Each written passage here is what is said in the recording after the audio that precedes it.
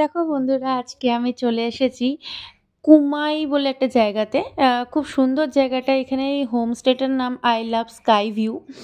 ভিউটাও দেখো সত্যিই খুব সুন্দর এই জায়গাটা থেকে। আমিও আস্তে আস্তে করে একটুখানি ভিডিও করে নিলাম। সঞ্চারী আমাকে এই ভিডিওটা করে দিল।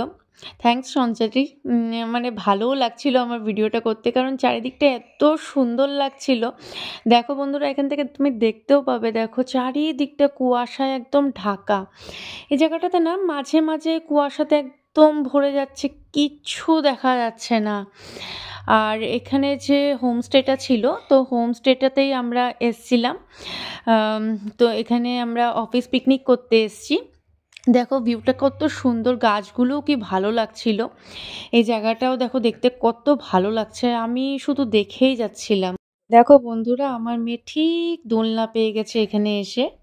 সবকিছুর মাঝে আমিও একটু একটু করে ভিডিও করে নিচ্ছি। দেখো সবাই ব্যস্ত। হ্যালো বন্ধুরা, এই দেখো আমি মার সাথে পিকনিকে এসে কত মজা করতেছি। দেখো বন্ধুরা, এবার আমরা নাচানাচি পর্বে চলে এসেছি। আমার সব অফিস কলিগরা কত আমরা নাচানাচি করছি। সারাটা বছরই তো আমরা কাজ করি, একটু তো পিকনিকের আনন্দ আমাদের করতেই হয়।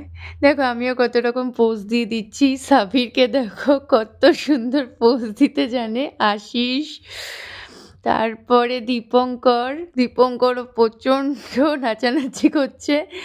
বিশ্বনাথের তো নাচের কোনো স্টপই হচ্ছে না। তারপরে সঞ্চারী আর আমি খুব নাচানাচি করছি।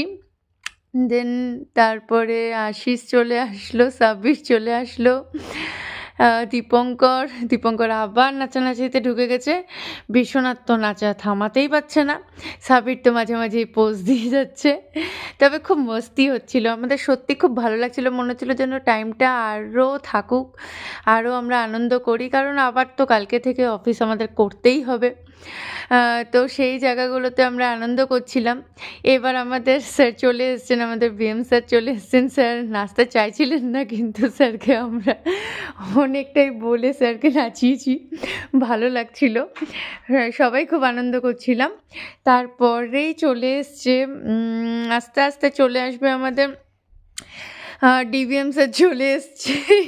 সবচেয়ে হাসির আর সবচেয়ে আনন্দ লাগছিল ডিভিএম স্যারকে দেখে।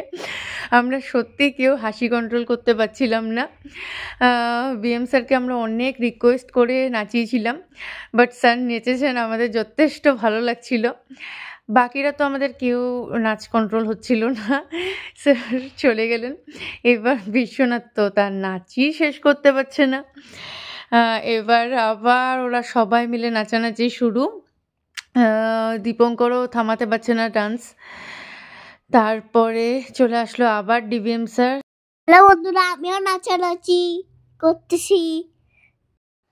গ্রুপ পিক তো আমরা একটা তুলবই, সবাই মিলে একটা ফটো তুলে নিলাম।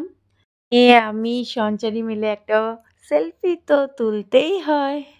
তোলা আমি, সঞ্চারী আর আমার মেয়ে মিলে কতগুলো সেলফিও তুলে নিয়েছি তার মাঝখানে। খুব ভালো লাগছিল, জায়গাটা এত সুন্দর ছিল যে আমরা সেলফি তুলেই যাচ্ছিলাম। আমার মেয়েও কম পোজ দিচ্ছিল না। আমার মেয়েও দেখো কতগুলো পোজ দিয়ে দিয়েছে মায়ের সাথে। ভালোও লাগছিল, আমাদের খুব মস্তি করছিলাম। দেখো অনেক সেলফি তুলেছি সেদিন, আমাদের সেলফি দেওয়াই শেষ হচ্ছিল না। মেয়েও মাঝে মাঝে ফটো তুলে নিচ্ছিল। দেখো সেই ফটোগুলো আমাকে দিতে হবে। আমি আর বিশ্বনাথ অনেকগুলো পোজ দিচ্ছিলাম মাঝেই। তো ফটোগুলো সত্যি খুব ভালো আসছিল জায়গাটার জন্য।